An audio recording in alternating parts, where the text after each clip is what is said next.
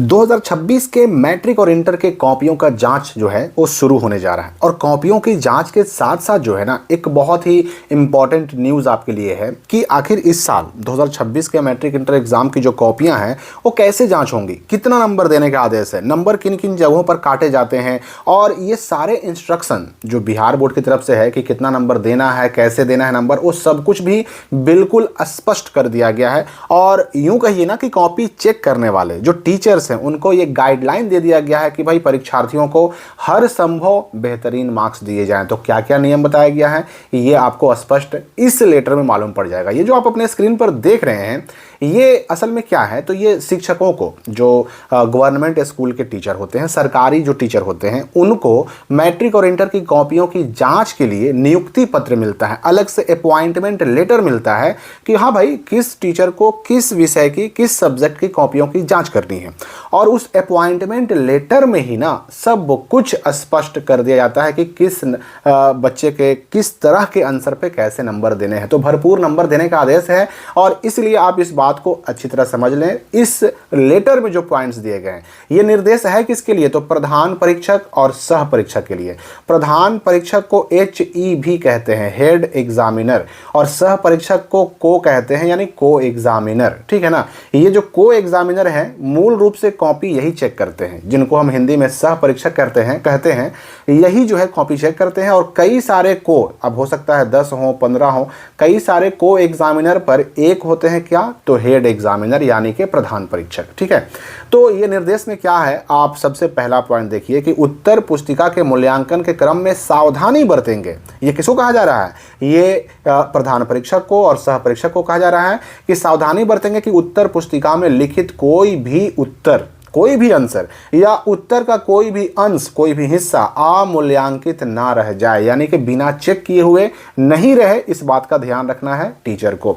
और यदि प्रश्न खंडों में विभाजित हो तो प्रत्येक खंड का अलग अलग जो है ना अंक, यानी कि स्टेप वाइज मार्क्स उत्तर पुस्तिका के मध्य भाग में, और उस खंड का समेकित योग, यानी उस खंड में सारे प्रश्नों के उत्तर के लिए टोटल कितने मार्क्स मिले बच्चों को, वो उत्तर पुस्तिका के दाहिने तरफ निर्दिष्ट स्थान में अंकित करेंगे। और यदि परीक्षार्थी द्वारा, स्टूडेंट द्वारा यदि प्रश्न, किसी भी क्वेश्चन या फिर प्रश्न खंड का उत्तर सही लिखा गया हो तो उन्हें उस प्रश्न का पूर्ण अंक प्रदान करना सुनिश्चित करेंगे। अगर सही आंसर लिखा है, पूरा आंसर लिखा है बच्चे ने, तो पूरा अंक, पूरा नंबर भी उसको मिलना चाहिए। ये बोर्ड का निर्देश किसको है, तो टीचर को है जो कॉपी चेकिंग में लगेंगे। और यदि परीक्षार्थी को 90% या उससे अधिक नंबर भी मिलता है ना, तब भी उसकी उत्तर पुस्तिका को यानी उसकी कॉपी को जांच के लिए समिति कार्यालय यानी बिहार बोर्ड के ऑफिस में भेजने की जरूरत नहीं है। अंदर के पृष्ठों में, कॉपी के अंदर के पेजेस में जो प्रश्नवार अलग अलग प्रश्नों के उत्तर में जो प्रदत्त अंक हैं, यानी कि जो उसको नंबर मिले, उसकी प्रविष्टि, उसकी एंट्री भी, क्योंकि मैंने आपको बताया है कि हर दिन के कॉपियों में जितनी कॉपी की जांच होती है सबका नंबर ऑनलाइन एंट्री करके बिहार बोर्ड को उसी दिन शाम होते होते भेज दिया जाता है। तो ये आपको तो पता ही है।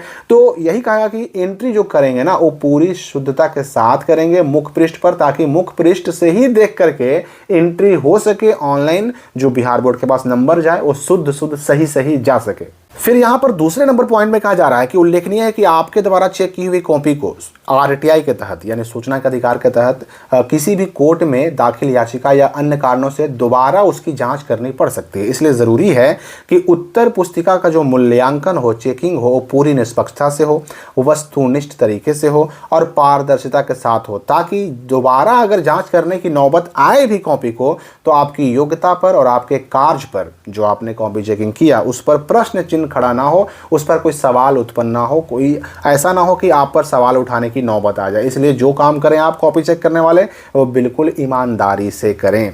और ये भी कहा जा रहा है कि ये जो कॉपी चेक करने का काम है ये गोपनीय काम है।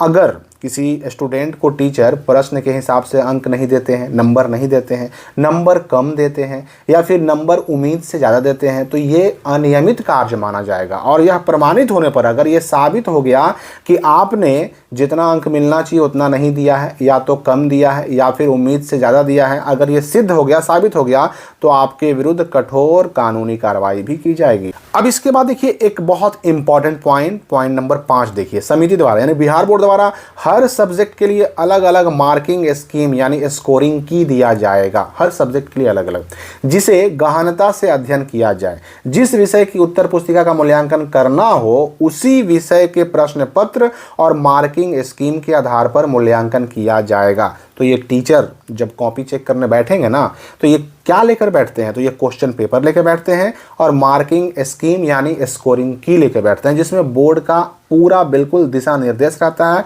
कि अलग अलग सब्जेक्ट में किस क्वेश्चन में कितना मार्क्स किस परिस्थिति में देना है।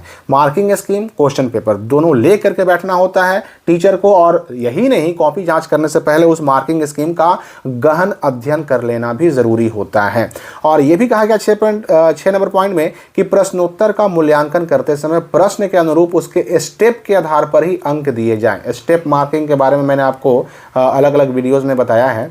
स्टेप मार्किंग का मतलब हर स्टेप के लिए नंबर मिलना। तो यहाँ भी कहा दिया गया कि जो भी नंबर टीचर देंगे वो जो है ना स्टेप के आधार पर नंबर दें। जैसे में अगर विद्यार्थी के द्वारा 5 नंबर के प्रश्न में 5 स्टेप लिखे जाने चाहिए थे, लेकिन स्टूडेंट ने केवल 3 स्टेप लिखा है, तो उसे 3 स्टेप का अंक प्रदान करेंगे। 5 अंक का प्रश्न है, 5 स्टेप में आंसर देना था, लेकिन बच्चे ने 3 स्टेप लिखा, तो उसको कितना नंबर मिलना चाहिए, 3 स्टेप मिलना चाहिए। ये नहीं कि 3 स्टेप लिखा या 3 स्टेप लिखने के बाद 2 स्टेप लिखा ही नहीं, या फिर 3 सही होने के बाद 2 स्टेप उसने और लिखा पर गलती हो गया, तो 3 स्टेप जो सही था उसका नंबर उसको मिलना चाहिए। ये भी बोर्ड का स्पष्ट निर्देश है। अब ये भी जान लीजिए, यहाँ पर एक बहुत इंपॉर्टेंट नियम आपके लिए है कि सूचना के अधिकार के तहत आरटीआई के तहत अगर कोई स्टूडेंट आवेदन देता है तो उसको उसकी चेक की हुई कॉपियों की छाया प्रति, यानी कि उसका जो कॉपी उसने लिखा एग्जाम में जमा किया,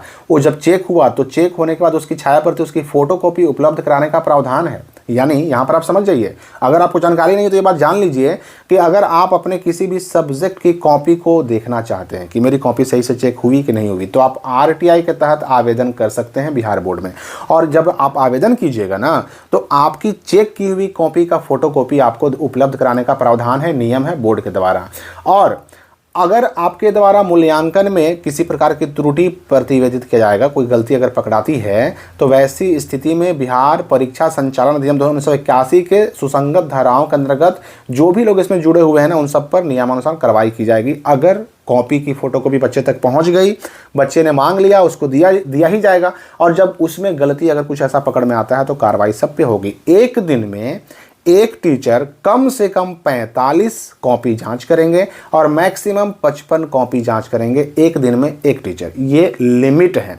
और जितने टीचर कॉपी जांच करते हैं, तो ये जो प्रधान परीक्षक मैंने आपको बताया था ना कि कई सारे 10, 12, 15 जो को एग्जामिनर होते हैं, सह परीक्षक जो होते हैं, जो कॉपी चेक करने टीचर होते हैं, उनके ऊपर जो एक हेड एग्जामिनर या एचई होते हैं, एचई को क्या करना है ना कि कुल जांची गई कॉपी में से प्रत्येक के 10% कॉपियों को दोबारा से पूर्णावलोकन करेंगे, दोबारा जांचेंगे, देखेंगे कि हाँ भाई जो हमारे अंडर में काम कर रहे हैं सह परीक्षक को ठीक से काम कर रहे हैं कि नहीं कर रहे हैं। और इसलिए ताकि ये अगर गलती पाई जाती है तो सिर्फ प्रधान परीक्षक ही नहीं, सह परीक्षक ही नहीं, सब लोग दोषी माने जाते हैं। तो ये आप समझ गए होंगे आपने आंसर कैसा लिखा है, कितने स्टेप में लिखा है। आपके आंसर के हिसाब से आपको भरपूर नंबर मिलेगा, उसके लिए बिल्कुल टेंशन फ्री रहना है, क्योंकि बोर्ड का स्पष्ट निर्देश है। और आपको अगर ऐसा लगता है कि आपकी कॉपी रिजल्ट के बाद भी आपको ऐसा लगता है कि हमारी कॉपी ठीक से जांच नहीं हुई, तो आप बिहार बोर्ड से कॉपी का एक फ़ोटोकॉपी, अपने आंसर शीट का एक फ़ोटोकॉपी मांग सकते हैं। आरटीआई के तहत आवेदन कीजिए बिहार बोर्ड में और वो चीज़ आपको कॉपी मिल जाएगी, उपलब्ध कराई जाएगी फ़ोटोकॉपी। तो मैं फिर से एक बार आपको स्पष्ट कर दूं कि कॉपी जाँच की अगर हम प्रक्रिया की बात करें तो इंटर की कॉपी की जाँच 27 फरवरी से शुरू होने जा रहा है और मैट्रिक का 2 मार्च से शुरू होने जा रहा है। दोनों की कॉपियों की जाँच मार्च जो है ना 15 से पहले ख़त्म हो जाएगा। मार्च 15 से पहले मैट्रिक इंटर दोनों की कॉपियों का जांच खत्म हो जाएगा। रिजल्ट की बात करें तो रिजल्ट की जानकारी अगली वीडियो में एक बहुत खास सूचना आपके लिए आने वाली है। इस वीडियो के लिए फिलहाल इतना ही, हम मिलेंगे अगली वीडियो में नए अपडेट के साथ।